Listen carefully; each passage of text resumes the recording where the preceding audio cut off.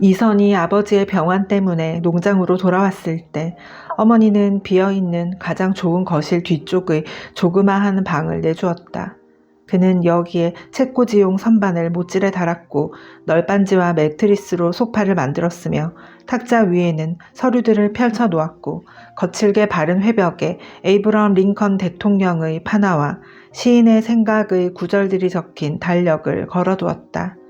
이런 보잘것없는 물건들로 우스터에 있을 때 친절히 대해주고 책을 빌려주던 한 목사의 서재와 비슷하게 꾸며보려고 했다. 그는 여름이면 여전히 이 방을 은신처로 삼았다. 다만 매티가 농장에 와서 살게 되자 난로를 내줘야 했고 따라서 이 방은 1년 중 몇 달은 사람이 지낼 수가 없었다. 집이 조용해지고 침대에서 진아의 고른 숨소리가 들려와 이제 부엌에서 벌어졌던 장면이 되풀이되지 않을 것이라는 확신이 들자 이선은 곧 이 은신처로 내려왔다. 진아가 자리를 뜬 뒤 매티와 그는 말없이 서 있었을 뿐 어느 쪽도 서로에게 다가가려고 하지 않았다. 잠시 뒤 매티는 부엌 치우는 일을 마저 하기 시작했고 이선은 초롱불을 들고 날마다 그러듯이 집 밖을 한 바퀴 돌아보았다. 그가 다시 돌아왔을 때 부엌은 비어 있었다. 하지만 식탁에 담배 쌈지와 파이프가 놓여 있었는데 그 밑에는 씨앗 카달로그에서 찢은 종이 조각에 이선 아저씨 걱정하지 마세요 라고 쓰여 있었다. 춥고 어두운 서재로 들어가 이선은 탁자 위에 초롱불을 올려놓고서 몸을 구부리고 불빛에 비춰가며 그 쪽지를 몇 번이나 읽고 또 읽었다. 매티가 그에게 편지를 쓴 것은 이번이 처음이었다. 이 편지를 가지고 있다는 사실이 그녀와 가까워졌다는 이상 야릇하고 새로운 감정을 안겨주었다. 그렇지만 이제부터 두 사람이 서로 연락할 다른 방법이 없다는 사실을 상기하자 절망감은 한층 더 깊어졌다. 살아 숨쉬는 그 미소 대신에 그 따뜻한 목소리 대신에 이 차가운 종이와 죽은 말뿐이라니. 혼란과 울분으로 뒤범벅된 감정이 마음속에서 폭풍처럼 휘몰아쳤다. 그는 절망에 쉽게 굴복하기에는 너무나 젊고 너무나 건장하고 생명의 수액으로 가득 차 있었다. 불평만 늘어놓는 무정한 여자 곁에서 모든 생애를 낭비해야만 하는가? 그에게는 여러 가지 다른 가능성들이 있었지만 진아의 편협함과 무지 때문에 하나씩 희생시켜왔다. 그런데 그 결과가 과연 무엇이란 말인가? 진아는 결혼했을 때보다 100배 더 억울해하고 더 불만스러워했다. 유일한 기쁨이라면 남편에게 고통을 주는 것뿐이었다. 그처럼 헛되게 보낸 삶에 대항하여 자신을 방어하려는 모든 건전한 본능이 그의 마음속에서 고개를 쳐들었다. 이선은 낡은 너구리 가죽 외투를 껴입고 상자로 만든 소파에 누워 생각에 잠겼다. 뺨 아래에 이상한 돌기들이 있는 딱딱한 물건이 느껴졌다. 약혼했을 때 진아가 만들어준 쿠션이었다. 아내가 바느질하는 모습을 본 유일한 작품이었다. 그것을 마룻바닥에 내동댕이 치고 벽에 머리를 기댔다. 그는 산 너머에 사는 한 남자의 경우를 잘 알고 있었다. 자기 나이 또래의 젊은이였다. 그 사람은 좋아하는 여자와 함께 서부 지방으로 달아나 그런 불행한 삶을 모면했다. 아내는 그 사람과 이혼했고 그 사람은 좋아하던 처녀와 결혼하는데 성공했다. 이선은 지난 여름 셰즈폴스에서 그 부부를 만났다. 친척을 방문하러 온 것이었다. 곱슬곱슬한 금발머리를 한 귀여운 딸과 함께였는데 그 딸은 금목걸이에 공주처럼 예쁜 옷을 입고 있었다. 버림받은 여자도 그렇게 나쁘진 않았다. 남편이 농장을 주어서 그 농장을 판 돈과 위자료로 그럭저럭 베츠브리지의 간이 식당을 차려 꽤 성공하고 중요한 위치에까지 오르게 되었다. 이선은 이런 생각에 흥분했다. 자기라고 매티를 혼자 가게 두지 않고 그 다음날 함께 떠나지 못할 일이 무엇라는 말인가. 여행 가방을 썰매 의자 밑에 감춰놓으면 진아는 아무것도 의심하지 않고 있다가 위층으로 낮잠을 자러 올라갔을 때에야 비로소 침대에 놓인 편지를 보게 될 것이다. 그런 충동이 계속 머리를 들었다. 그는 벌떡 자리에서 일어나 초롱불을 다시 켜고 탁자 옆에 앉았다. 책상 서랍을 뒤져 종이 한 장을 찾아내 편지를 쓰기 시작했다. 진아, 나는 당신을 위해 할 수 있는 일은 다 했어. 그런데 그것이 모두 무슨 소용인지 잘 모르겠군. 나는 당신을 탓하지도 나 자신을 탓하지도 않아. 어쩌면 서로 헤어지는 게 우리 둘 모두에게 더 좋겠지. 나는 서부로 가서 새로운 운명을 개척해 보려고 해. 당신은 농장과 목재소를 팔아 그 돈으로. 이선은 돈이라는 단어에서 잠시 펜을 멈췄다. 이 말이 그로 하여금 자신이 놓여있는 뼈저린 운명을 절감하게 했기 때문이다. 진아에게 농장과 목재소를 넘겨준다면 자신은 무엇을 가지고 새 삶을 시작한단 말인가.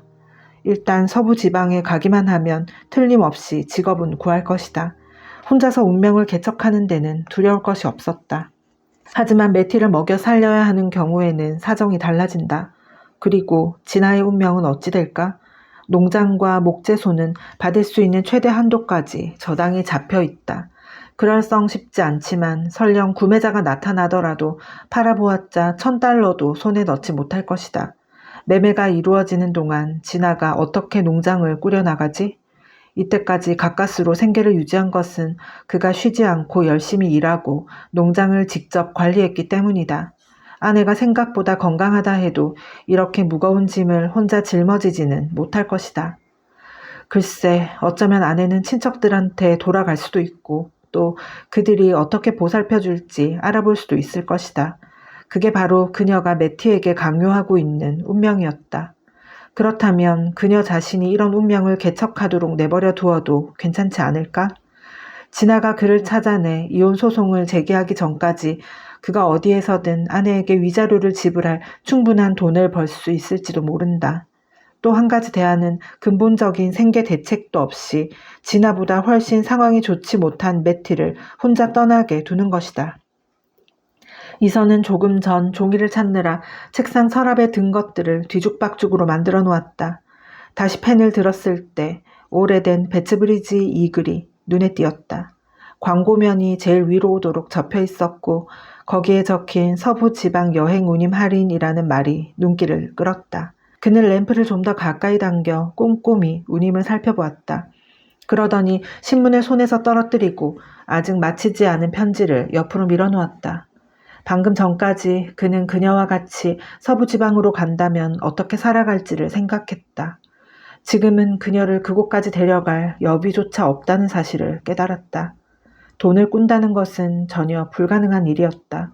6달 전에 목재소를 수선하는 데 필요한 돈을 장만하느라고 자기한테 남아있던 유일한 담보물을 저당 잡혔다. 스탁필드에서 담보물 없이 단돈 $10도 돈을 꾸어줄 사람이 없다는 것을 잘 알고 있었다.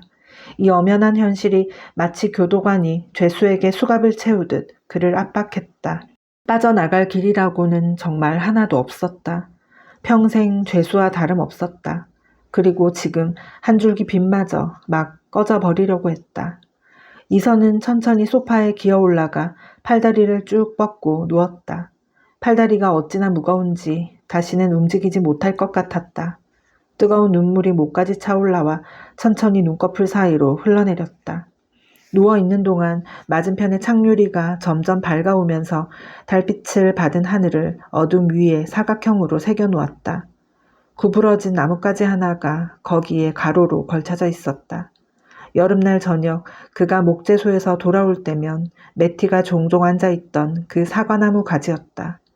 비를 머금은 수증기의 가장자리는 천천히 불이 붙어 타버리고 순수한 달덩어리가 푸른 하늘에 떠올랐다. 이선은 팔꿈치를 받치고 몸을 일으켜 바깥 풍경이 조각 같은 달 아래 하얗게 형체를 이루는 모습을 바라보았다. 오늘이 매티와 함께 썰매를 타러 가기로 한 날이었고 그들을 비춰줄 초롱불이 하늘에 걸려있지 않은가. 창문을 통해 그는 달빛에 흠뻑 젖은 언덕, 은빛 테두리를 두른 어두운 숲, 하늘을 배경으로 펼쳐진 유령 같은 자줏빛 언덕을 바라보았다. 밤의 이 모든 아름다움이 하나같이 그의 비참함을 비웃는 것만 같았다. 이선은 그만 잠이 들었고 깼을 때는 겨울 새벽의 냉기가 방 안에 가득 차 있었다. 춥고 뻐근하고 허기졌고 배가 고픈 것이 부끄러웠다. 그는 두 눈을 비비고 창가로 다가갔다. 까맣고 연약해 보이는 나무들 뒤로 붉은 태양이 들판의 잿빛 테두리 너머에 걸쳐져 있었다. 오늘이 메스의 마지막 날이구나 하고 혼자 중얼거리며 그녀가 없는 이 집을 상상해 보았다. 그가 창가에 서 있을 때 뒤에서 발자국 소리가 들리더니 매티가 들어왔다. 이런, 이선 아저씨 밤새도록 여기에 계셨어요? 초라한 옷차림에 붉은 스카프를 두른 매티는 너무 작고 주눅들어 보였고 창백한 얼굴은 차가운 빛을 받아 누르스름한 색을 띠었다. 이선은 말없이 그 앞에 섰다. 몸이 꽁꽁 얼었겠어요. 매티가 흐린 눈빛으로 바라보며 말했다. 그는 한 발자국 더 가까이 다가섰다. 내가 여기 있는 줄 어떻게 알았어? 제가 잠자리에 든 뒤 아저씨가 다시 아래층으로 내려가는 소리를 들었어요. 밤새도록 귀를 기울였지만 다시 올라오지 않던데요. 그의 모든 다정한 감정이 한꺼번에 입술로 올라왔다. 그는 매티를 바라보면서 말했다. 곧 가서 부엌에 불을 피울게. 두 사람은 부엌으로 돌아갔다. 매티를 위해 이선은 석탄과 불쏘시개를 가져오고 난로 청소를 해주었다. 그동안 매티는 우유와 먹다 남은 식은 고기 파이를 내왔다. 난로에서 온기가 퍼져 나오고 첫 햇살이 부엌 마루를 비추기 시작하자 이선의 음산한 생각들이 한결 부드러워진 공기 속에 녹아버렸다. 그렇게 오래 아침이면 보았던 대로 일하고 있는 모습을 보니 매티가 이제 영원히 이 장면의 일부가 아니게 된다는 것은 불가능한 일 같았다. 그는 진아의 위협을 확실히 지나치게 과대평가하고 있었으며 그녀도 아침 햇빛이 다시 비치면 좀 더 밝은 기분으로 돌아올 것이라고 혼자 중얼거렸다. 그는 난로 위에 몸을 구부리고 있는 매티한테 가서 그녀의 팔에 손을 얹었다. 네가 걱정하지 않았으면 좋겠다. 그는 미소를 지으며 매티의 두 눈을 들여다보면서 말했다. 그녀는 흥분하여 얼굴을 붉히면서 속삭이는 말로 네, 이선 아저씨, 걱정하지 않을래요. 하고 대답했다. 모든 일이 잘 될 거야. 그가 덧붙였다. 대답 대신에 매티는 눈꺼풀을 재빠르게 깜빡였다. 그는 진아 아주머니가 오늘 아침엔 아무 말도 없었지? 하고 말을 이었다. 네, 아직 못 뵀는걸요. 보더라도 모르는 척해. 이렇게 이르고 이선은 매티를 두고서 소 외양간으로 나갔다. 조선 파월이 아침 안개를 뚫고 언덕을 걸어 올라오는 모습이 보였다. 친근한 광경에 더더욱 안심해도 되겠다는 확신이 들었다. 외양간을 치우고 있을 때 조섬이 쇠스랑에 몸을 기대고 서서 말했다. 데니얼 버니 오늘 낮에 플래츠로 가니까 매티의 트렁크를 실어다 줄 수 있을 거죠. 그럼 제가 매티를 썰매에 태우고 가기가 편하겠는데요. 이선이 멍하니 그를 바라보았고 조섬은 계속해서 말을 이었다. 프롬 아주머니 말씀이 새로 오는 아가씨가 5시에 플래츠에 도착한다고요. 그러니까 저더러 매티를 스탠퍼드행 6시 기차를 탈 수 있도록 데려다 주라고. 이선은 관자놀이에 피가 솟구쳐 오르는 것을 느꼈다. 잠시 침묵을 지키다가 비로소 입을 열어 매티가 집을 떠날지는 아직 확실치 않아 하고 말했다. 그런가요? 하고 조섬이 무관심하게 말했다. 그들은 일을 계속했다. 두 사람이 부엌으로 돌아왔을 때 두 여자는 벌써 아침을 먹고 있었다.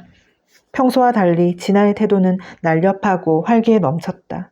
커피를 2잔이나 마셨고 고양이에게 파이 접시에 남은 음식 찌꺼기를 먹였다. 그러고는 자리에서 일어나 창가로 걸어가 제라늄에서 누른 잎 2-3개를 따냈다.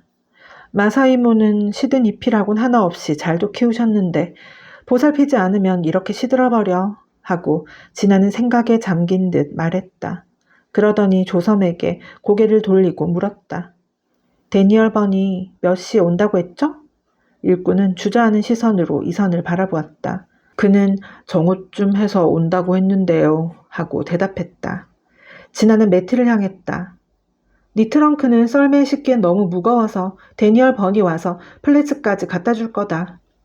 정말 고마워요, 진아 아주머니. 매티가 말했다. 먼저 너하고 따져볼 게 있는데 진아가 침착한 목소리로 말을 이었다. 면타월 한 장이 없어졌더구나. 그리고 거실에 박제 부엉이 뒤에 놓여있던 성냥통을 네가 어떻게 했는지 도무지 알 길이 없네. 진아가 나가고 매티가 그 뒤를 따라갔다. 남자들만 남았을 때 조섬이 주인에게 말했다. 그럼 데니얼더러 오라고 하는 게 좋겠지요.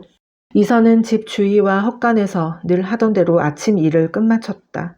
그러고 나서 조섬에게 말했다. 지금 스탁필드로 내려갈 거야. 점심 식사 때 날 기다리지 말라고 일러. 격한 반발심이 또다시 마음속에 북받쳤다.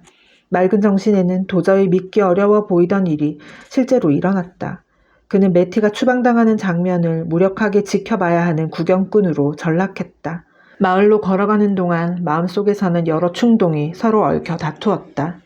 그는 무엇인가를 하겠다고 마음먹었지만 정작 그것이 무엇인지는 알지 못했다. 아침 안개가 걷히고 벌판은 태양 아래 은빛 방패처럼 펼쳐져 있었다. 겨울의 광채가 창백한 봄 아지랑이 사이로 빛을 내뿜는 그런 날이었다. 걸어가는 길의 발자국마다 매티의 존재가 생생하게 살아있었고 하늘을 배경으로 뻗은 나뭇가지나 두글 덮은 가시덤불이나 달콤한 추억이 깃들지 않은 것이 없었다. 한 번은 고요한 가운데 물풀의 나무에서 들려온 새 지저귀는 소리가 너무 그녀의 웃음소리 같아 가슴이 죄었다가 다시 팽창했다. 이 모든 것이 그로 하여금 당장 무언가를 해야겠다고 다짐하도록 만들었다. 갑자기 머릿속에 앤드루 헤일이 떠올랐다. 인정 많은 사람이라 만약 진아의 병 때문에 하녀를 구하게 되었다고 말하면 생각을 바꾸어 목재 대금을 조금이라도 미리 줄지 모른다는 생각이 머리를 스쳤다.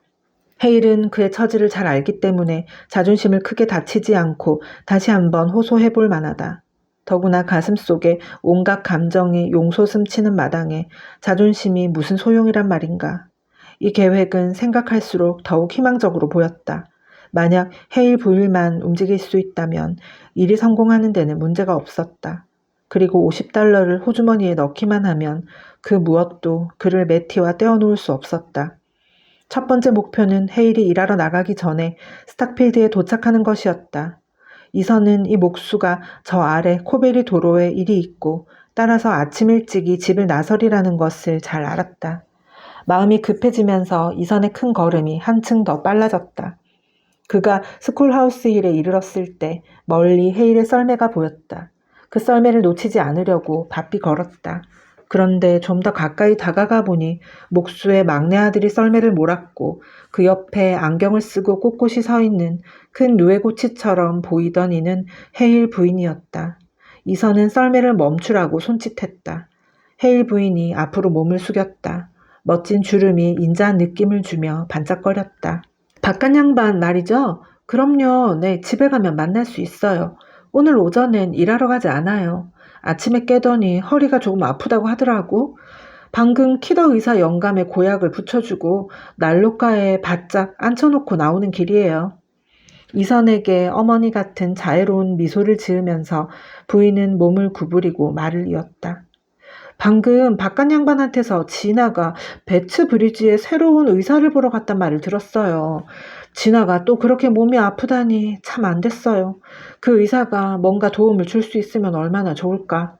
이 근처에서 진아보다 병으로 고생하는 사람은 없을 거예요. 늘 바깥 양반에게 하는 말이지만 이선이 돌보지 않으면 어떻게 될지 몰라요. 똑같은 말을 모친에 대해서도 늘 했는데 이선 프롬 당신은 참 운이 나빠. 헤일 부인은 아들이 말을 다정하게 다독이는 동안 이선을 향해 마지막으로 고개를 끄덕여 동정을 표했다. 썰매가 출발하자 이선은 길 한복판에 서서 점점 멀어지는 썰매의 뒷모습을 물끄러미 바라보았다. 헤일 부인처럼 누군가가 친절하게 말을 건넨 지도 오래되었다. 사람들은 대부분이 그의 어려움에 무관심하거나 그 또래의 젊은이라면 병자 3명은 아무 불평 없이 감당하는 게 마땅하다고 생각하는 듯 했다. 하지만 헤일 부인은 이선 프롬, 당신은 참 운이 나빠 라고 말했다. 그래서 그는 불행하면서도 덜 외로웠다. 만약 헤일 부부가 그를 가엾게 여긴다면 분명히 간청을 들어줄 것이다. 이선은 그들의 집을 향해 다시 길을 따라 내려갔다. 그러나 몇 미터쯤 가다가 얼굴이 붉어져 벼랑간 걸음을 멈췄다. 금방 들은 말을 곰곰이 생각하면서 처음으로 지금 자신이 무얼 하려고 하는지 깨닫게 되었다. 지금 헤일 부부의 동정심을 이용하여 거짓 핑계로 돈을 얻어내려고 계획하는 것이 아닌가. 황급히 스탁필드로 걸음을 내디딘 것이 그 수상쩍은 목적을 명백히 보여주는 증거였다. 광기에 사로잡혀 어떠한 행동을 했는지 갑자기 깨닫자 그 광기가 사라지며 자기 앞에 놓인 삶을 있는 그대로 바라볼 수 있었다. 그는 가난한 농부였고 자기가 버리면 고독과 가난 속에 남게 될 병든 여인의 남편이었다.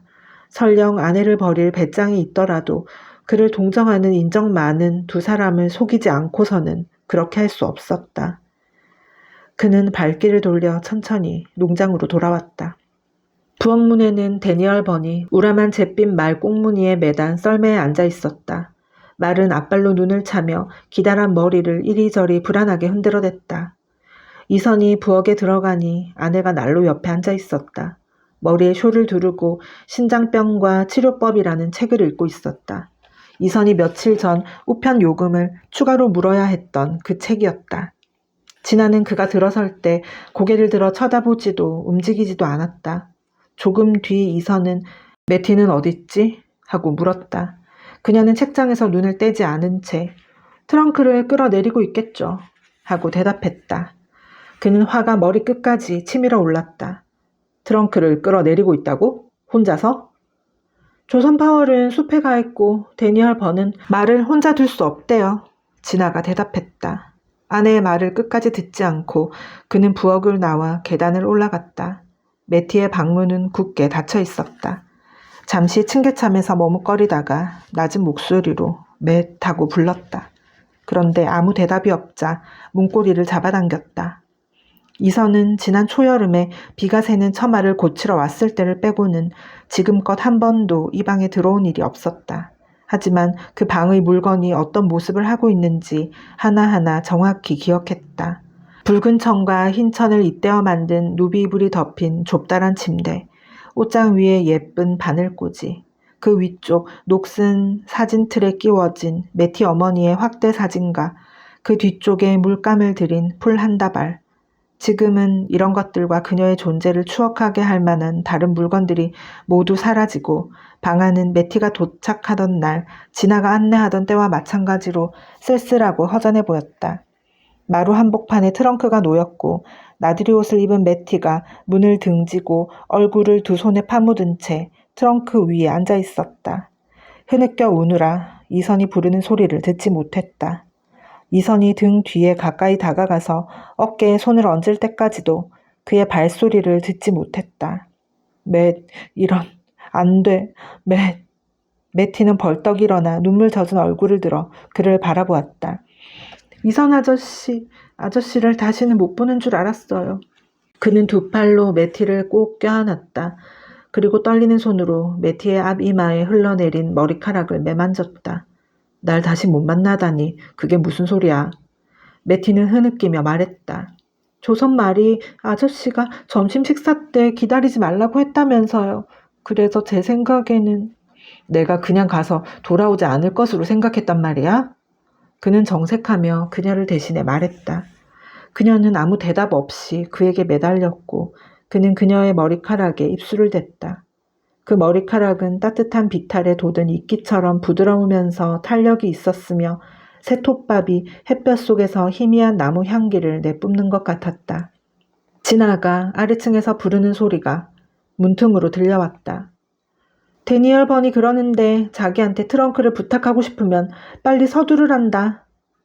두 사람은 겁에 질린 표정으로 서로에게서 떨어졌다. 강한 저항의 말들이 이선의 목까지 차올랐다가 사라졌다. 매티는 손수건을 찾아 눈물을 닦았다. 그러고는 몸을 숙여 트렁크의 손잡이를 잡았다. 이선이 매티를 옆으로 밀쳤다. 맷, 나도. 그가 명령했다. 매티는 이걸 들고 모서리를 돌려면 두 사람이 필요해요. 하고 대답했다. 그래서 어쩔 수 없이 그는 다른 쪽 손잡이를 잡았고 두 사람이 함께 무거운 트렁크를 가까스로 층계참까지 옮겼다. 이젠 비켜. 그가 거듭 말했다.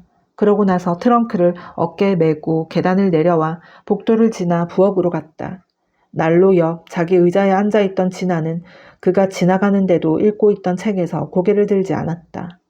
매티는 이선을 따라 문 밖으로 나가 그가 트렁크를 썰매 뒤쪽에 올리는 걸 도왔다.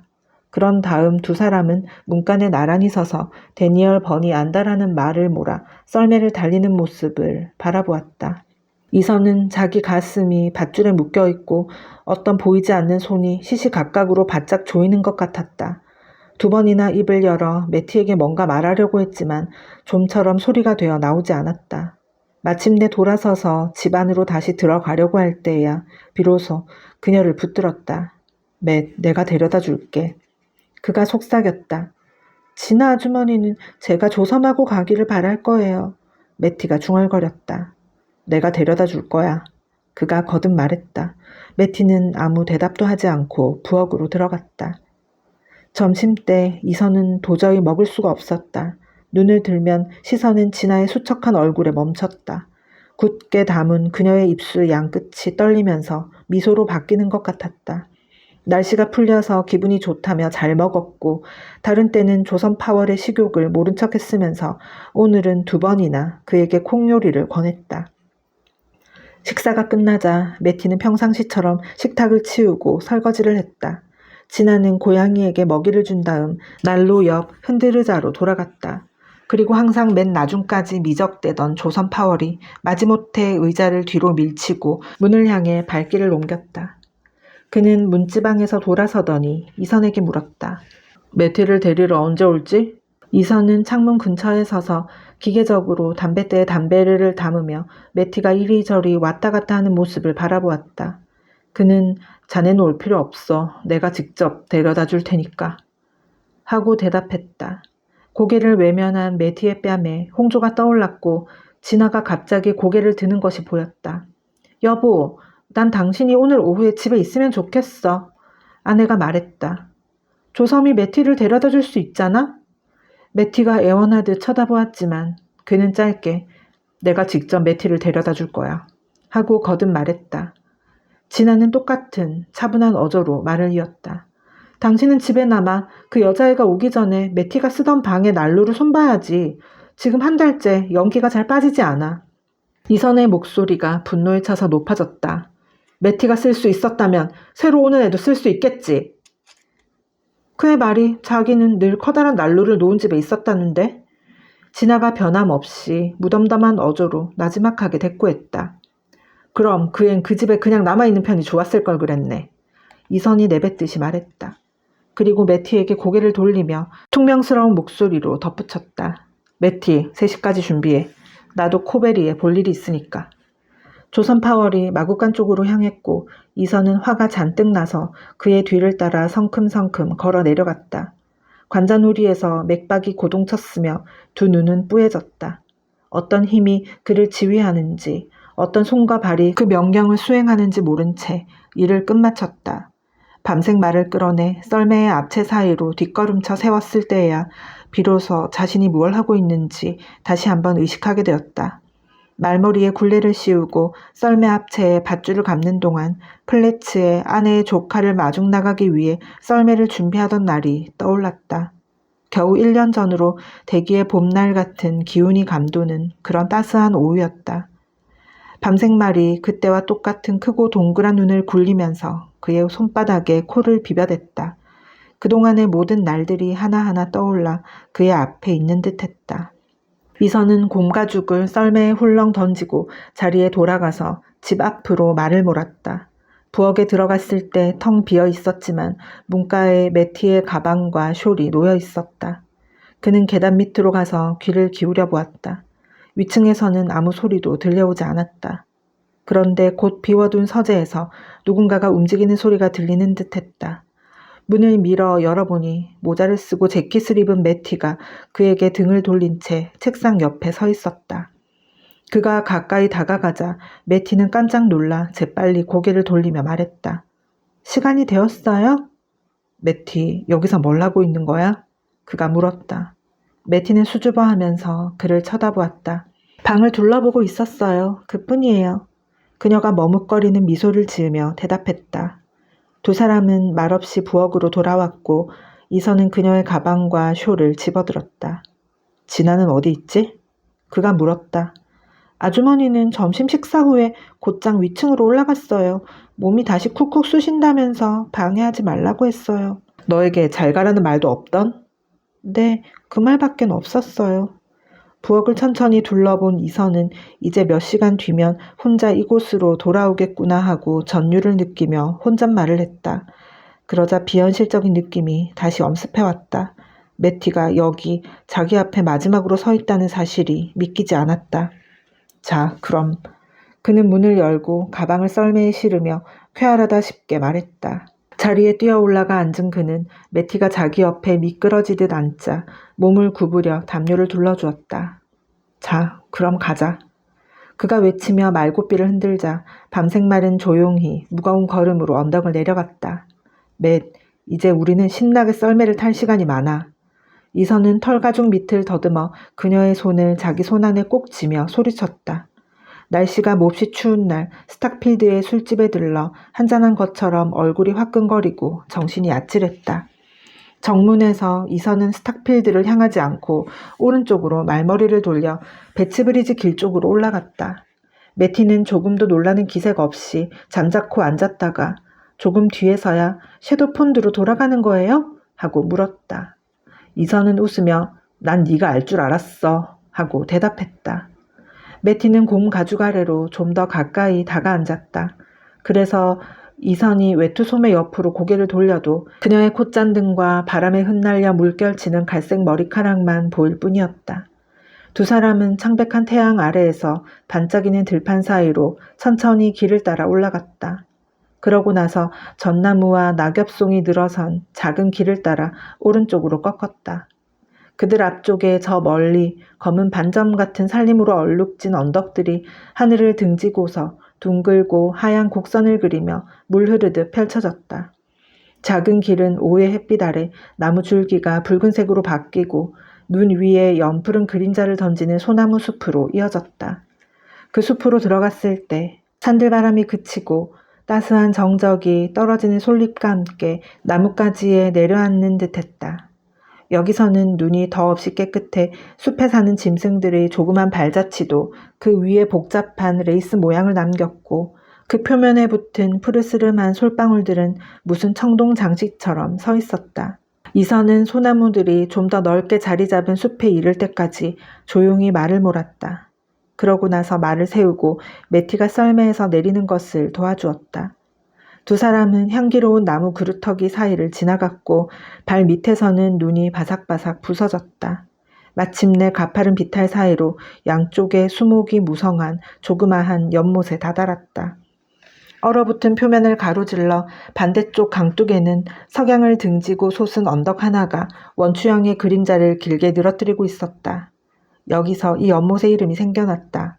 이곳은 이선이 마음속에 느꼈던 것과 같은 말 없는 애수로 가득 찬 수줍음을 타듯 비밀스러운 장소였다. 그는 작은 자갈이 깔린 목가를 아래 위로 훑어보다가 반쯤 눈 속에 묻힌 채 쓰러져 있는 나무 그루터기에 눈길이 멈췄다.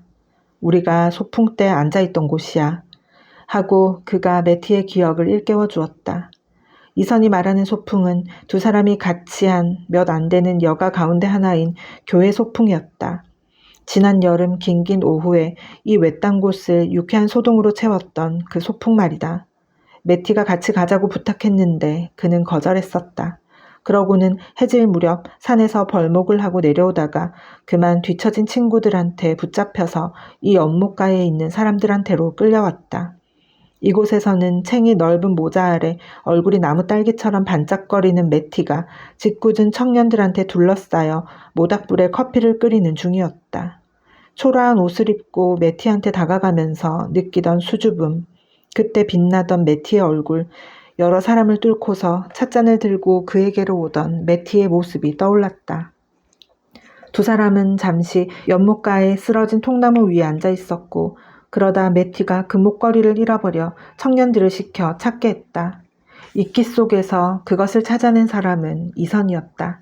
그게 다였다. 하지만 둘의 모든 교제는 이렇게 뭐라고 말로 표현할 수 없는 섬광 같은 것들로 이루어져 있었다. 이때 그들은 겨울 숲속에서 나비 한 마리를 발견한 것처럼 갑자기 행복을 찾은 듯했다. 내가 네 목걸이를 찾은 데가 바로 저기였어. 그는 무성한 딸기 덤불 속에 발을 밀어넣으며 말했다. 전 아저씨만큼 그렇게 눈이 밝은 사람을 본 적이 없어요. 그녀가 대답했다. 매티는 양지 쪽 나무 그루터기 위에 앉았고 이선도 그 곁에 앉았다. 분홍색 모자를 쓴 네 모습이 그림같이 예뻤어. 이선이 말했다. 아, 그 모자요? 그녀는 기뻐서 활짝 웃으며 대답했다. 두 사람은 지금껏 한 번도 이처럼 상대방에 대한 마음을 드러내놓고 말한 적이 없었다. 그래서 한순간 이선은 자신이 결혼하고 싶은 아가씨에게 자유로운 몸으로 구애하고 있다는 착각이 들었다. 그 머리카락을 바라보던 이선은 다시 한번 만져보고 그녀에게 숨냄새가 난다고 말해주고 싶었다. 하지만 그는 그런 말을 할 줄 몰랐다. 갑자기 매티가 일어서서 말했다. 여기에 더 있으면 안 되겠어요. 이선은 꿈에서 아직 깨지 않은 듯 매티를 멍하니 계속 쳐다보았다. 시간은 넉넉해. 그가 대답했다. 두 사람은 상대방의 모습을 빨아들여 간직하려는 듯 서로를 바라보며 서 있었다. 떠나기 전에 할 말이 많았지만 그는 지난 여름의 추억을 간직한 이곳에서는 차마 말할 수가 없었다. 그래서 돌아서서 잠자코 매티를 따라 썰매로 왔다. 다시 썰매를 몰고 떠났을 때는 태양이 언덕 너머로 기울었고 소나무 줄기들이 어느덧 붉은색에서 회색으로 바뀌었다. 들판 사이로 난 꾸불꾸불한 작은 길을 따라 두 사람은 스탁필드의 큰 길로 되돌아왔다. 동쪽 언덕 위에 차디찬 붉은빛이 반사되어 확 트인 하늘 아래에는 아직 빛이 환했다. 눈 덮인 수목들은 날개에 머리를 감춘 새들처럼 울퉁불퉁하게 망울망울 한데 모여있는 것 같았다. 그리고 하늘이 창백해지면서 더 높이 솟아 대지는 더더욱 외로워 보였다. 그들이 스탁필드 길에 들어섰을 때 이선이 물었다. 맷, 어떻게 할 작정이야? 매티는 잠시 망설였지만 마침내 가게에서 일자리를 구해볼래요 하고 대답했다. 그런 일 하기 어려운 줄 뻔히 알면서 그런다. 공기도 나쁘고 하루 종일 서 있는 바람에 전에도 크게 고생했잖아. 스탁필드에 오기 전보다는 몸이 더 튼튼해졌어요. 그러니까 지금 여기 와서 건강해진 몸을 다시 버리겠다는 거야? 이 말에 매티는 대답을 찾지 못하는 것 같았다. 두 사람은 다시 아무 말 없이 얼마 동안 썰매를 타고 달렸다. 가는 길마다 그들이 서서 함께 웃거나 말없이 있던 자리가 이선을 움켜잡고 끌어내리는 듯 했다. 아버지 쪽 친척 중에 너를 도와줄 사람이 없을까? 부탁하고 싶은 사람은 아무도 없어요. 이선은 목소리를 낮춰 내가 할 수만 있으면 너를 위해 못할 일이 없다는 걸 너도 알지? 하고 말했다. 네, 알아요. 하지만 난 못해. 매티는 잠자코 있었다. 하지만 이선은 자기에게 기댄 매티의 어깨가 조금씩 떨리는 것을 느꼈다. 오, 맷. 그가 침묵을 깨뜨렸다. 만약 내가 지금 너하고 같이 갈 수 있다면 그렇게 할 텐데. 매티는 가슴에서 종이 쪽지 하나를 꺼내며 그에게로 몸을 돌렸다. 이선 아저씨, 우연히 이걸 발견했어요. 그녀가 더듬더듬 말했다. 점점 희미해지는 빛 아래에서도 이선은 그게 전날 밤 아내에게 쓰기 시작했다가 잊어버리고 없애지 않은 편지인 것을 알았다. 놀란 와중에도 강렬한 기쁨의 전율이 흘렀다. 맷, 그는 부르짖었다. 만약 내가 그렇게 할 수 있다면 넌? 아, 이선 아저씨, 그게 무슨 소용이에요. 매티는 갑자기 편지를 조각조각 찢어 눈 속으로 날려보냈다. 맷, 말해봐, 말해보라니까? 하고 그가 애원하듯 말했다. 매티는 한동안 잠자코 있더니 그가 고개를 숙여야 들을 만큼 나지막한 목소리로 말했다. 달빛이 하도 밝아서 잠을 이룰 수 없는 여름날 밤이면 가끔 그 생각을 했어요. 그의 가슴은 이 달콤한 말에 취해 크게 동요했다. 그렇게 오래전부터? 매티는 그 날짜가 오래전에 정해졌다는 듯 대답했다. 맨 처음은 섀도폰드에 갔을 때였어요. 그래서 다른 사람보다 내게 먼저 커피를 갖다 줬던 거야? 잘 모르겠어요. 제가 그랬나요? 전 아저씨가 저와 함께 소풍을 가지 않으려고 해서 몹시 당황했었어요. 그러다가 막상 아저씨가 길을 따라 내려오는 것을 보고는 일부러 그 길을 거쳐 집으로 돌아가는 게 아닌가 생각했어요. 그래서 기뻤죠. 두 사람은 또다시 침묵에 빠져들었다. 길이 이선의 목재소 옆 골짜기로 내려가는 지점에 이르렀다. 그 길을 따라 내려갈 때 어둠이 육중한 솔송나무 가지에서 검은 면사포처럼 떨어지며 그들과 함께 내려앉았다. 맷, 나 손발이 꽁꽁 묶였어. 내가 해줄 수 있는 게 아무것도 없어. 그가 다시 말을 꺼냈다. 이선 아저씨, 가끔 저에게 편지해 주세요. 아, 편지가 무슨 소용이 있겠어. 난 손을 뻗어 너를 만지고 싶어. 너를 위해 모든 것을 하고 또 너를 보살피고 싶단 말이야. 네가 아플 때, 네가 외로울 때 같이 있고 싶어.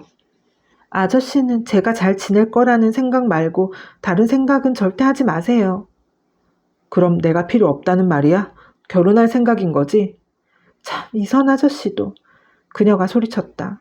맷, 어째서 너에게 그런 느낌을 받는지 난 잘 모르겠다. 그보다는 네가 차라리 죽는 게 나아. 아, 저도 그랬으면 해요. 차라리 그랬으면 좋겠어요. 매티는 흐느껴 울었다. 그녀의 울음소리에 그에게서 사나운 분노가 사라져버렸다. 도리어 부끄러운 생각이 들었다. 우리 그런 말은 하지 말자. 그가 속삭였다. 그게 사실인데 왜 하지 말아야 하죠? 전 하루에도 몇천 번씩 그렇게 되기를 바라는걸요. 맨, 입 다물어. 그런 말은 하지 마. 아저씨 말고는 저한테 친절하게 대해준 사람이 단 한 사람도 없었어요.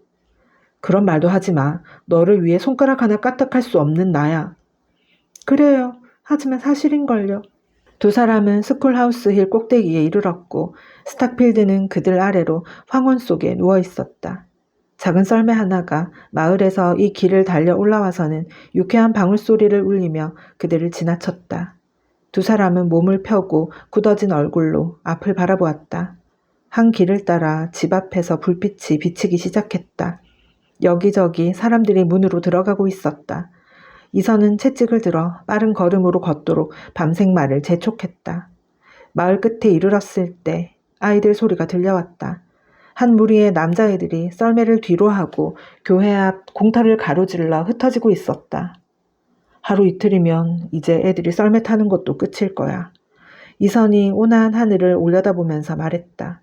매티는 아무 말이 없었고 그가 다시 우리도 어쩌녁에 타기로 했었지 하고 덧붙였다.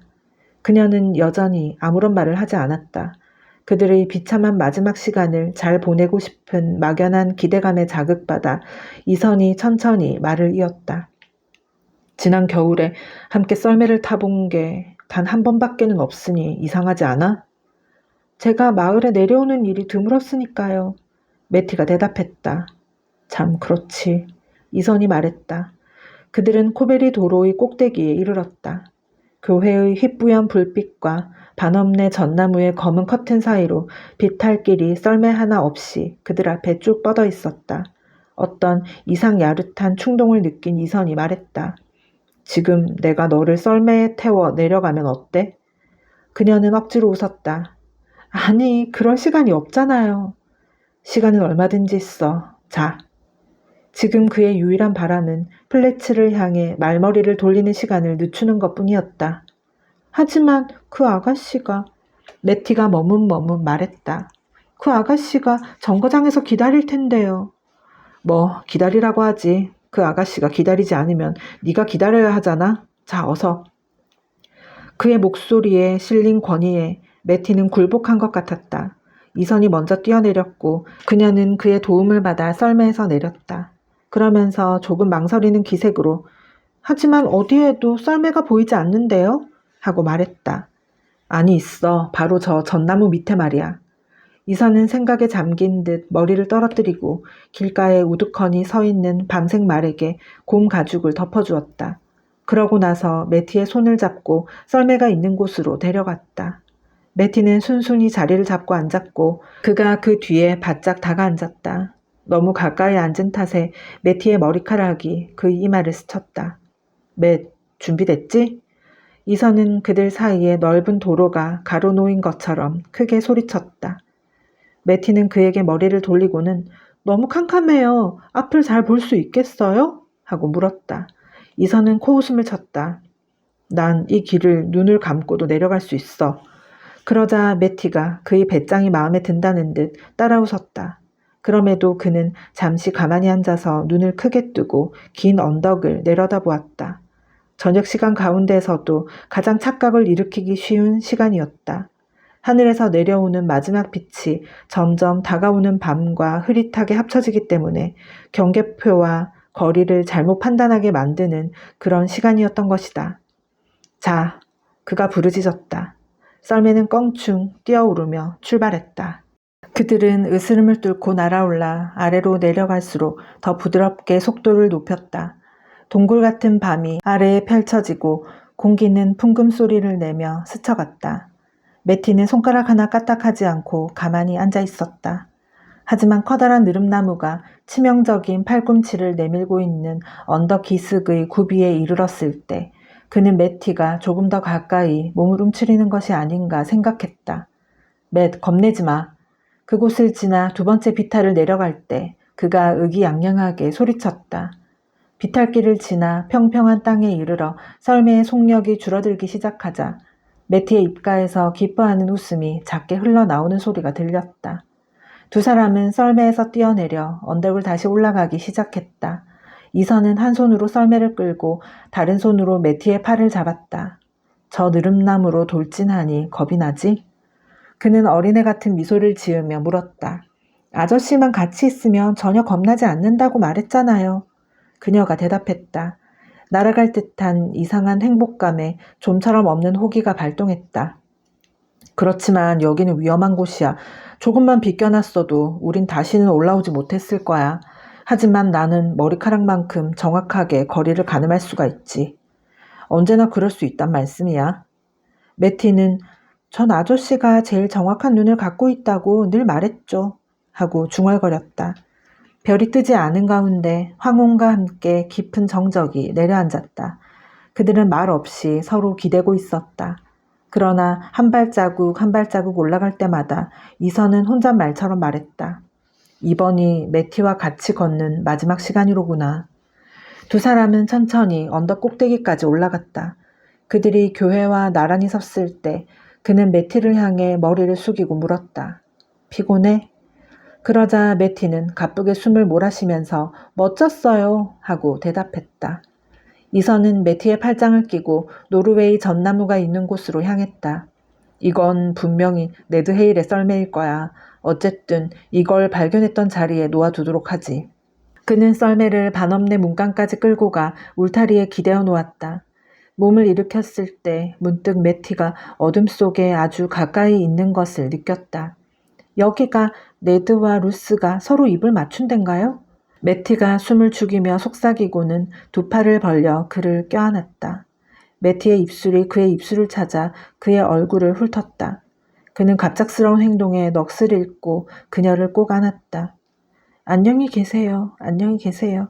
그녀가 더듬거리며 말하고는 다시 그에게 입을 맞추었다. 오, 맷, 난 널 못 보내겠어. 귀에 익은 외침이 그에게서 터져나왔다. 매티는 그의 품에서 빠져나왔다. 그녀가 흐느껴 우는 소리가 들렸다. 아, 저도 못 떠나겠어요. 그녀가 울부짖었다. 맷, 그럼 어떻게 할까? 어떻게 하면 좋지? 두 사람은 어린애들처럼 서로 손을 꼭 쥐고 떨어지지 않았다. 절망적인 흐느낌으로 매티의 몸이 떨렸다. 정적을 뚫고 교회의 시계가 5시를 알리는 소리가 들렸다. 이선 아저씨, 이제 시간이 됐어요. 매티가 소리쳤다. 그는 다시 매티를 끌어안았다. 무슨 시간이 됐단 말이야? 설마 지금 내가 너를 혼자 보낼 거라고 생각하진 않겠지? 기차를 놓치면 전 어디로 가요? 기차를 타면 어디로 갈 건데? 매티는 말없이 서 있었다. 그의 손을 잡은 매티의 손은 차갑고 맥이 풀려 있었다. 지금 우리가 서로 헤어진다면 어디에 간들 무슨 소용이 있겠어? 그가 말했다. 매티는 이선의 말을 듣지 못한 것처럼 꼼짝 않고 서 있었다. 그러더니 그의 손에서 자기 손을 획 빼고는 두 팔로 목을 끌어안고 눈물 젖은 뺨을 갑자기 그의 얼굴에 비볐다. 이선 아저씨, 썰매를 한 번 더 태워주세요. 어디로 내려간단 말이야? 저 비탈길이요. 어서요. 매티가 숨을 헐떡거리며 말했다. 우리가 다시는 올라오지 못하게 말이에요. 맷, 도대체 그게 무슨 소리야? 매티는 다시 한번 그의 귀에 입술을 갖다 대고 말했다. 저 큰 느릅나무로 말이에요. 아저씨는 그럴 수 있다고 했잖아요. 그럼 우린 더 이상 서로 떨어질 필요가 없을 거예요. 아니, 지금 무슨 말을 하는 거야? 정신 나갔어? 정신 나간 거 아니에요. 하지만 아저씨와 헤어진다면 그렇게 될 거예요. 오, 맷. 그가 신음소리를 냈다. 매티는 그의 목을 감고 있는 두 팔을 더욱 조였다. 그녀의 얼굴이 그의 얼굴에 가깝게 맞닿았다. 이선 아저씨, 제가 아저씨와 헤어져 어디로 가겠어요? 전 혼자서는 살아갈 방법을 몰라요. 아저씨도 방금 그렇게 말했잖아요. 아저씨 말고는 저에게 친절히 대해준 사람이 하나도 없어요. 그리고 집에는 낯선 아가씨가 오고요. 그 아가씨가 제 침대에서 자겠죠. 밤마다 누워 아저씨가 위층으로 올라오는 소리를 듣던 그 침대에서.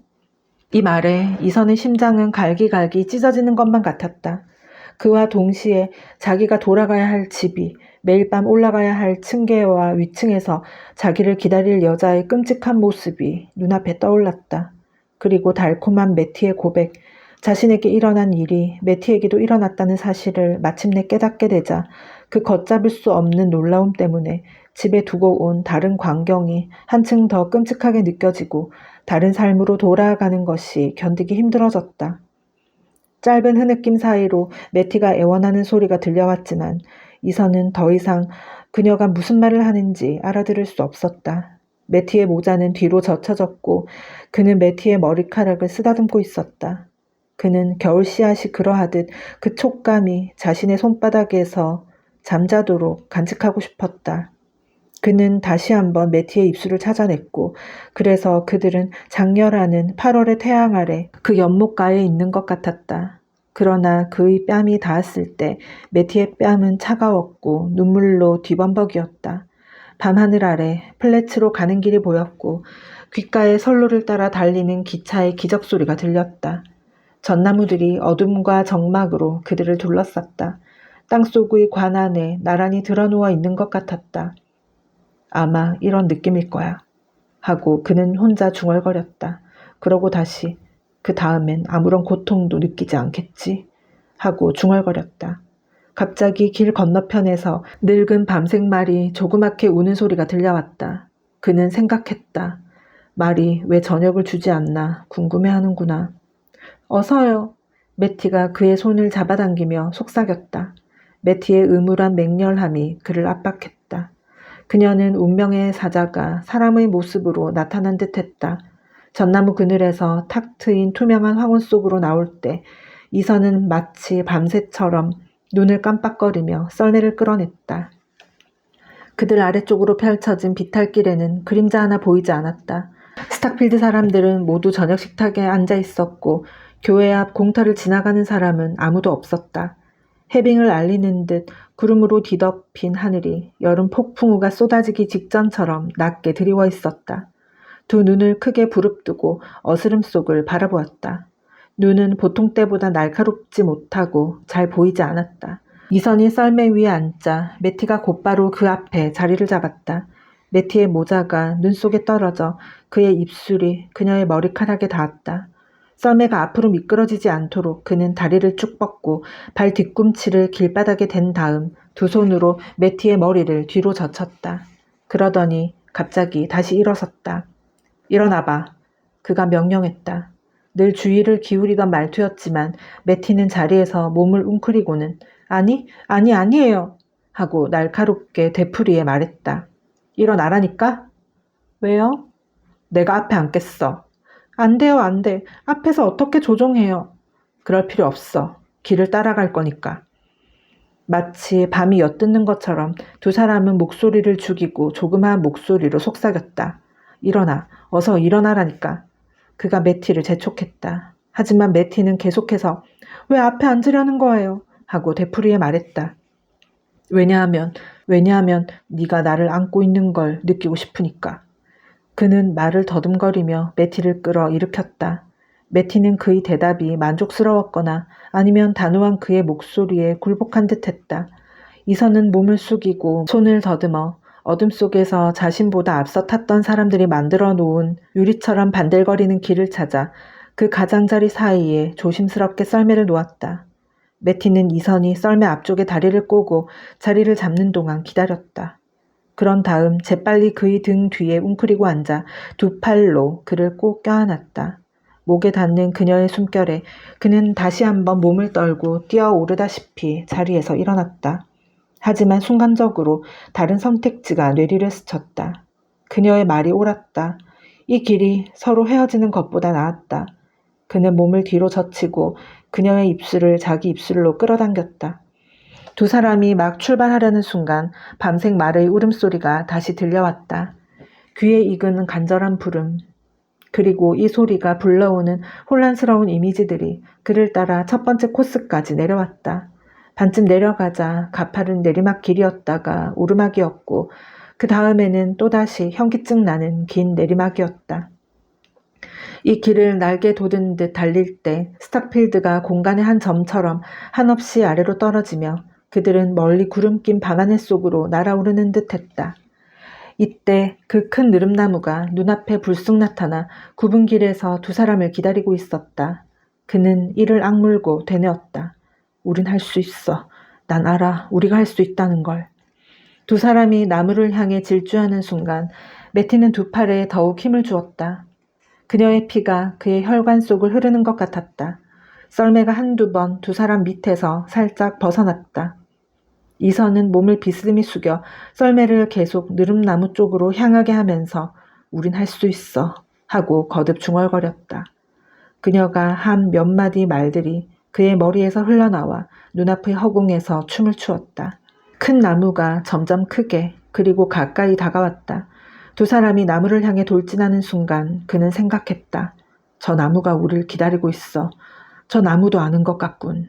그때 갑자기 뒤틀리고 흉물스러운 생김새를 한 아내의 얼굴이 그와 그 목표물 사이에 나타나 그는 본능적으로 썰매를 옆으로 틀었다. 썰매가 빗나갔지만 다시 한번 방향을 바로잡고는 튀어나온 그 검은 덩어리를 향해 돌진했다. 마지막 순간 대기가 수백만 겹의 불타는 전선처럼 그를 스치고 지나갔다. 그러고 나서 느릅나무.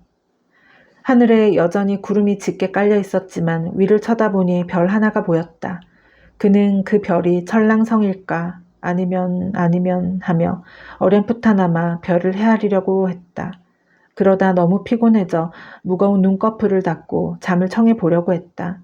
그 고요함이 정말 깊어 근처 눈 덮인 곳 어디에선가 조그마한 동물이 지저귀는 소리가 들렸다. 그것은 들쥐처럼 나지막한 겁먹은 울음소리를 냈다. 나른한 가운데서도 그 동물이 다치지 않았는지 걱정되었다.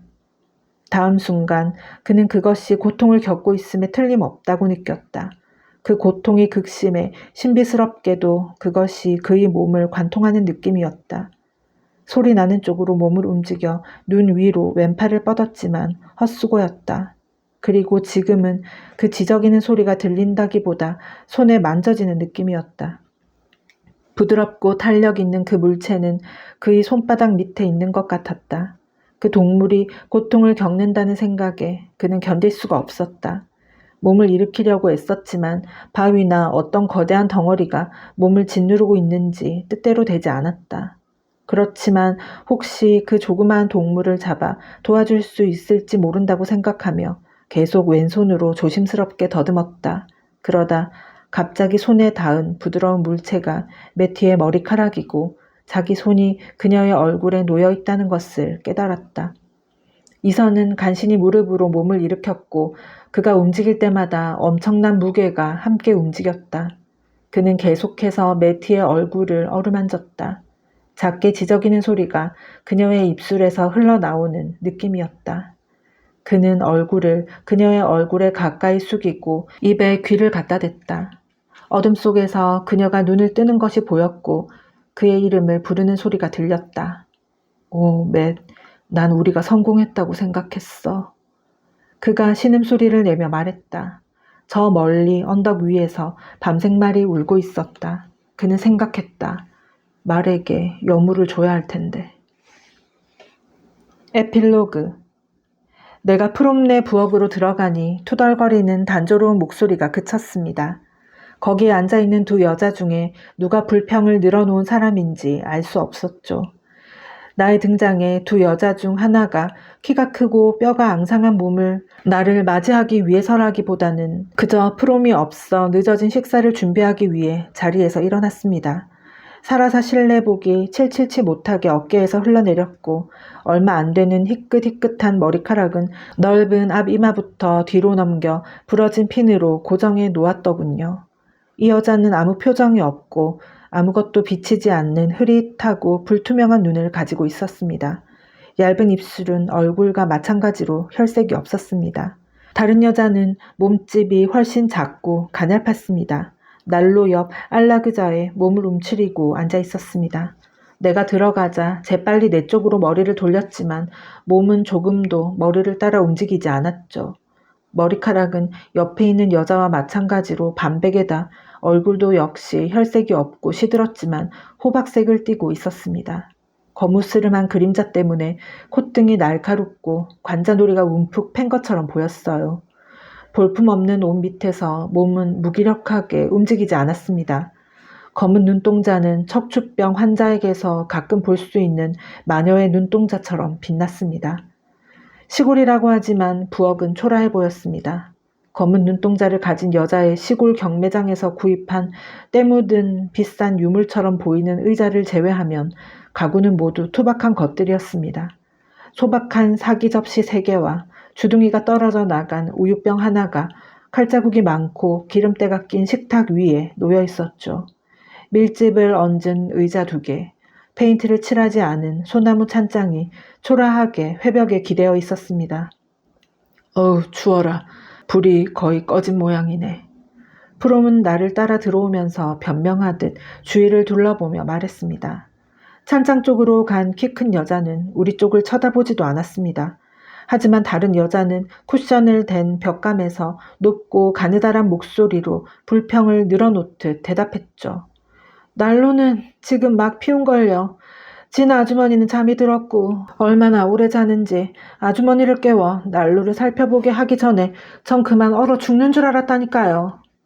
그제야 나는 그 여자가 바로 내가 들어설 때 불평을 늘어놓던 사람이란 것을 알았습니다. 이 여자와 같이 사는 다른 여자가 찌그러진 낡은 파이 접시에 담긴 먹다 남은 식어 빠진 고기 파이를 들고 곧 식탁에 돌아와서는 자기를 향한 비난도 아랑곳 없이 식욕이 나지 않는 음식을 내려놓았습니다.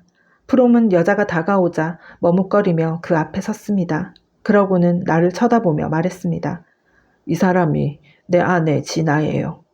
조금 간격을 두었다가 그는 안락 의자에 앉은 여자를 향하며 그리고 이쪽은 매티 실버 양입니다. 하고 덧붙였습니다.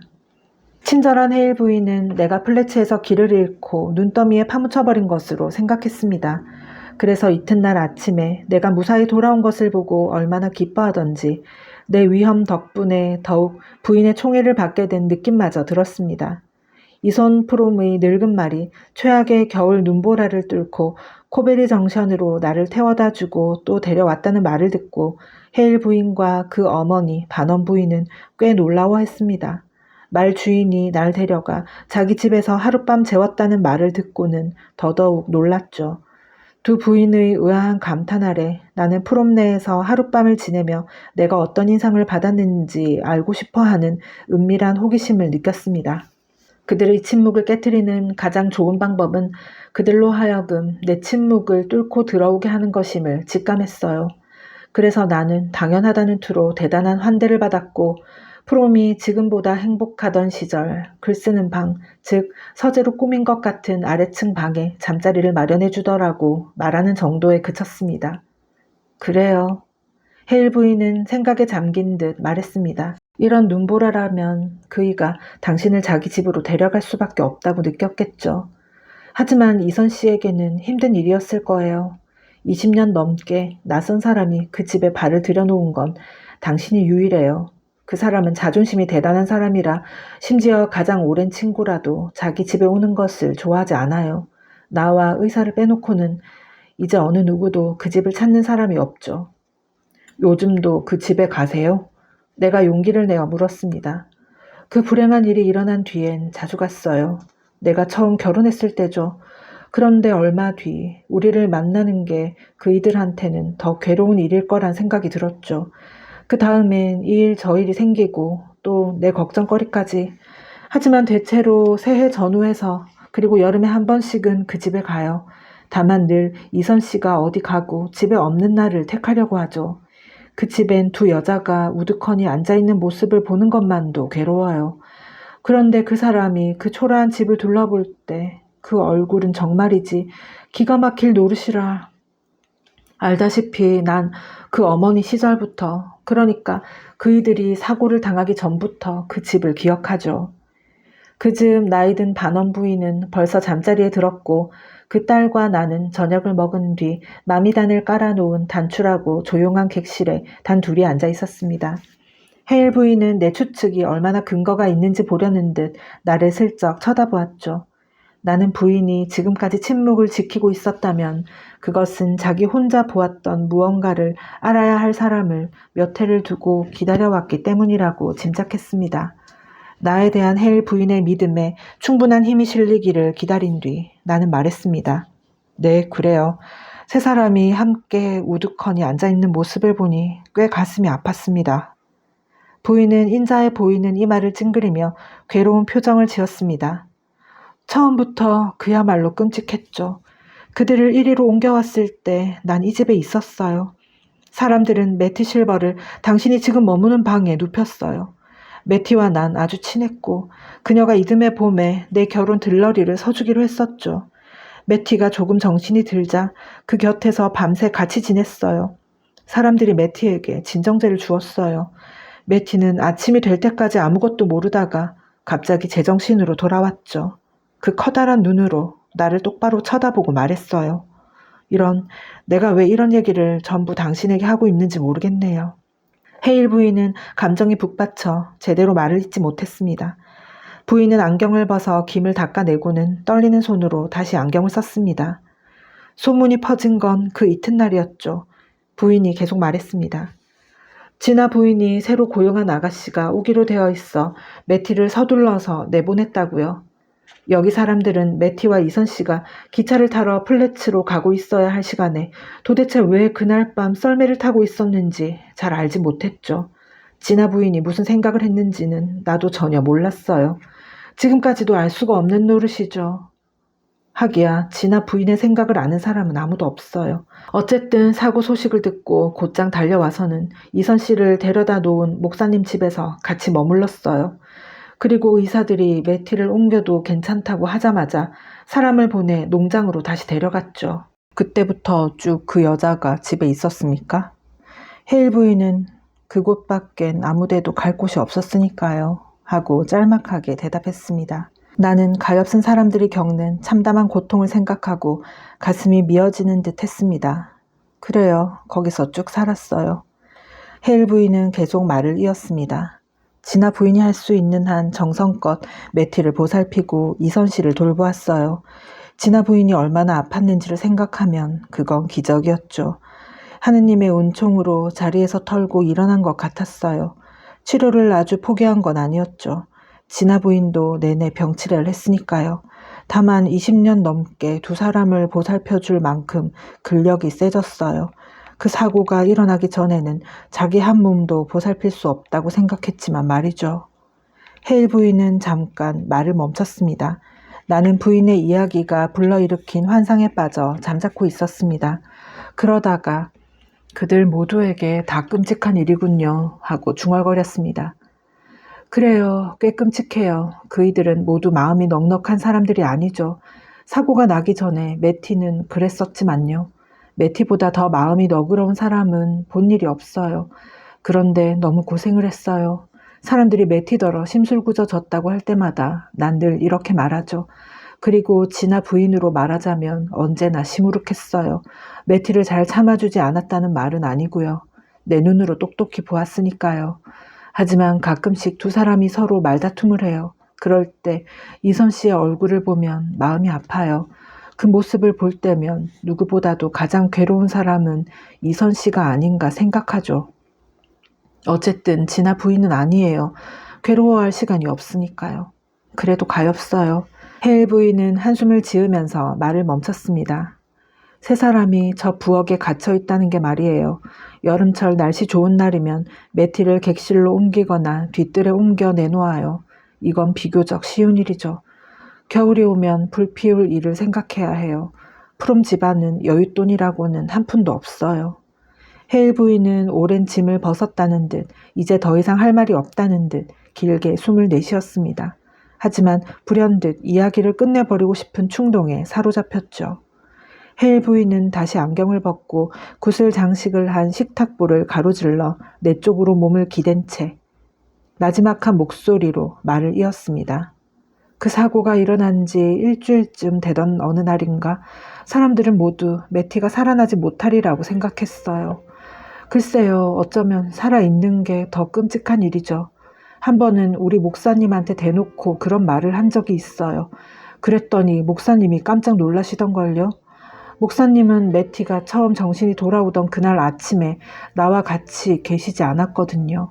난 또 이런 말도 해요. 만약 매티가 죽었더라면 이선 씨는 살았을 거라고요. 지금 모습을 봐서는 농장에서 사는 푸롬네 사람들이나 무덤 아래 있는 푸롬네 사람들이나 이렇다 할 차이를 모르겠어요. 저 땅 밑에 있는 사람들은 하나같이 말이 없다는 사실을 빼놓고 말이죠. 그곳에서 여자들은 혀를 꼭 붙들고 있어야 할 테니까요. 이렇게 소설은 끝났습니다. 여러분은 이 결말을 어떻게 받아들이셨나요? 차라리 매티와 함께 떠났다면 더 나았을까요? 아니면 지금의 결말이 결국 피할 수 없는 운명이었다고 생각하시나요? 1911년 출간된 이 작품은 단순히 불륜을 다룬 소설이라고 말하기에는 너무 많은 것을 담고 있습니다. 작가 이디스 워트는 자신의 불행했던 결혼 생활과 답답했던 현실을 작품 속에 녹여냈다고 알려져 있습니다. 그래서인지 등장인물들의 감정은 극적이라기보다는 너무나 현실적입니다. 사랑하지만 책임 때문에 떠나지 못하고, 떠나고 싶지만 양심 때문에 망설이고, 결국 누구도 행복해지지 못하는 모습이 너무도 인간적으로 다가옵니다. 저는 이 작품을 읽으며 누구 한 사람을 쉽게 비난하기 어려웠습니다. 이선은 사랑 없는 결혼 속에서도 책임을 버리지 못했던 사람이었고요. 진아는 병과 외로움 속에서 남편에게 집착할 수밖에 없었던 사람이었고, 매티 역시 사랑을 선택하고 싶었지만 현실 앞에서는 너무나 힘없는 존재였습니다. 세 사람 모두 자신의 자리에서 최선을 다하려 했지만 그 선택들이 서로를 조금씩 더 불행하게 만들었습니다. 그래서 이 소설을 누가 옳고 누가 그른가를 이야기하기보다 인간이 현실과 책임, 사랑 사이에서 얼마나 연약한 존재인지를 보여주는 작품이 아닐까 생각합니다. 그리고 마지막 장면은 우리에게 묻는 것 같습니다. 당신이라면 과연 다른 선택을 할 수 있었을까? 그 질문 앞에서는 누구도 쉽게 대답하기 어려울 겁니다. 이선 프롬이 명작인 이유는요, 우리의 삶에도 이루어지지 못한 사랑이 있고, 포기해야 했던 꿈이 있고, 책임 때문에 내려놓았던 선택들이 있기 때문입니다. 오늘 함께 읽은 이 이야기가 여러분의 마음에도 오래 남는 여운이 되었기를 바랍니다. 함께 해주셔서 감사합니다. 다음 작품에서도 또 좋은 이야기 들려드릴게요.